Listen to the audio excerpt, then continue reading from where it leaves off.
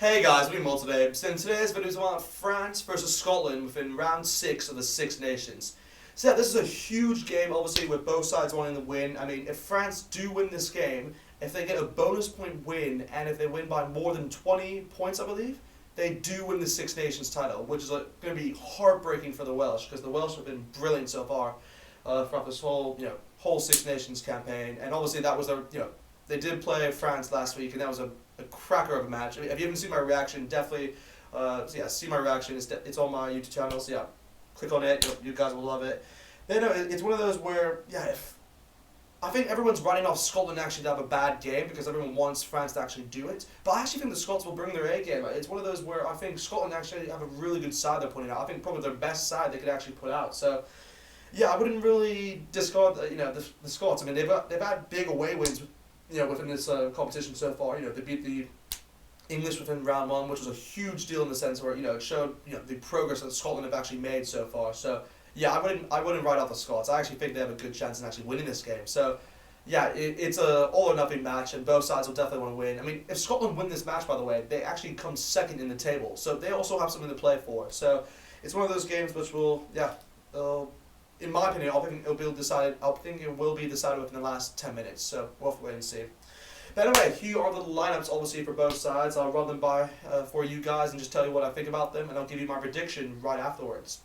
So obviously with the French, we'll start off with the French. Obviously with their number 1, they have selected Bailey, and then at 2, Marchand, at 3, Hawaz. So they've gone with the same front row, which I believe is probably their strongest, and I think it's probably their best front row they could have gone with.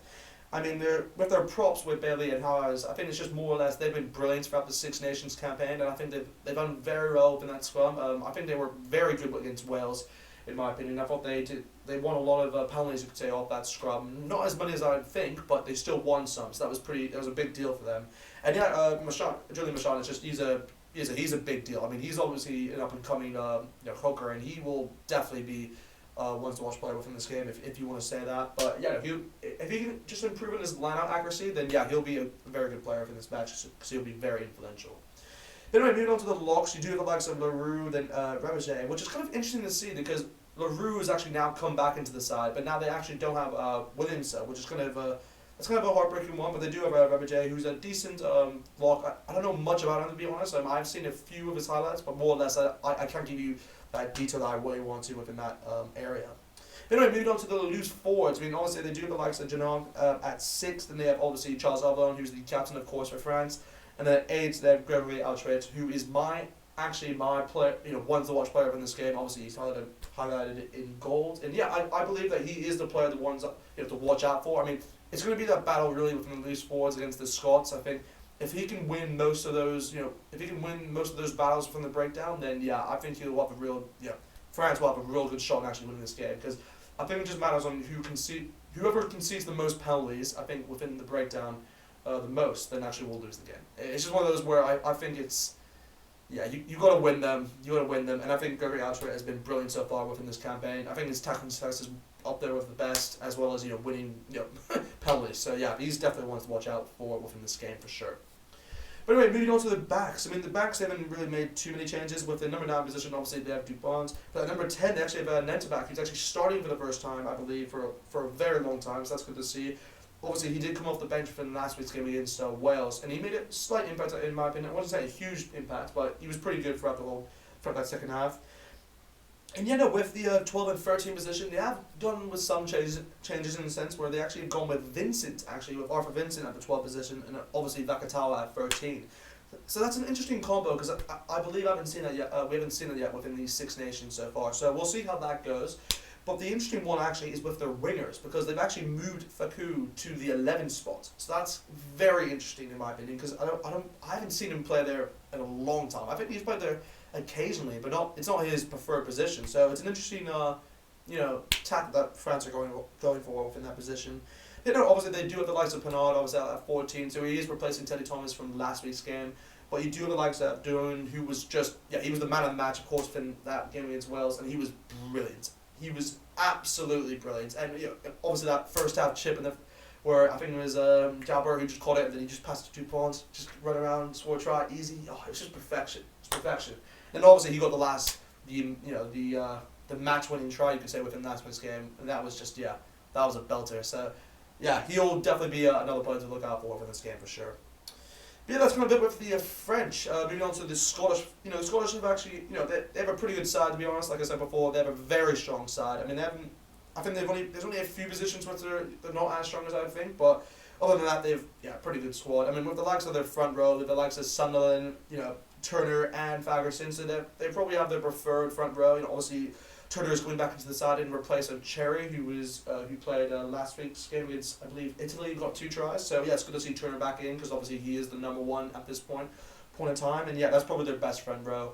I think Sunderland and Fagerson were actually brilliant, I'd say, throughout that game against Italy. So they just showed the domination really within that front row. So yeah, hopefully they can continue that with a win and see.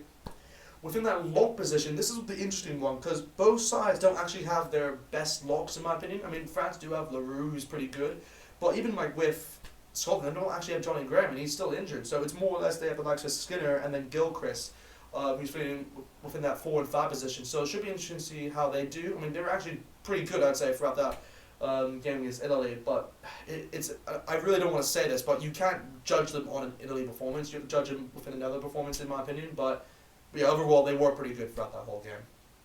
But anyway, moving on to the loose forwards. I mean, the loose forwards are probably the main battle, I'd say, before. You have the likes of Jamie Ritchie, obviously, who's been at 6, and then you have the likes of Watson, who has just been brilliant so far to watch, and then obviously Fagerson at the number 8 position. So yeah, that's probably been one of the, in my opinion, up there with one of the best trios within that loose forward section. So yeah, it's going to be a good battle. I mean, it's more or less, it's going to be interesting to see who actually has the better, who wins more penalties from the breakdown. I mean, in my opinion, I think France will, just because of Gregory Altrip, but I wouldn't be surprised if Hamish Washington does bits, and obviously with his technical success, he's up there, and he's a phenomenal player to watch. So yeah, definitely keep an eye on him for sure.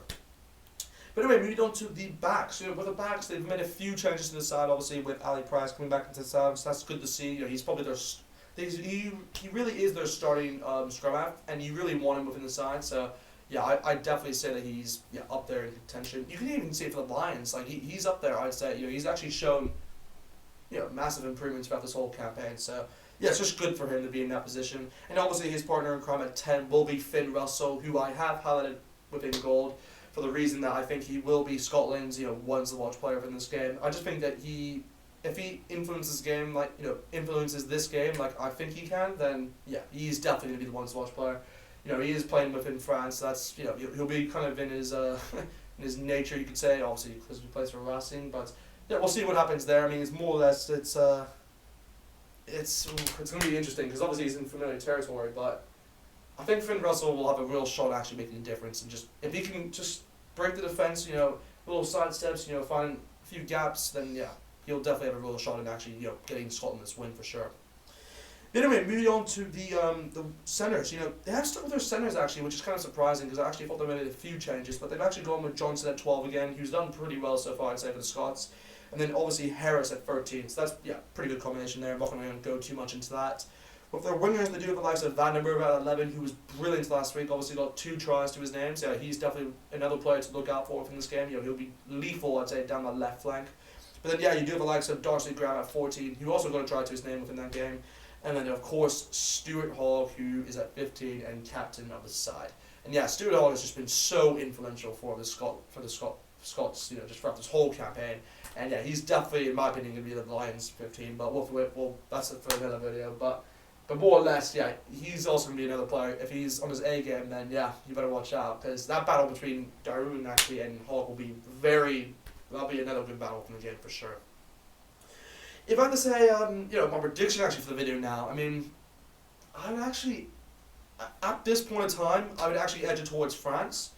But to be frank, I actually don't think they'll actually, break the, get the Six Nations title. It's just because I think, Scotland, I just think they're too good of a side, and I think they've massively improved throughout this whole Six Nations. So I would be surprised if they actually let, that big of a gap actually between two of these sides. So that's kind of why I think France can win it, but I think they'll only win it by like 7 points.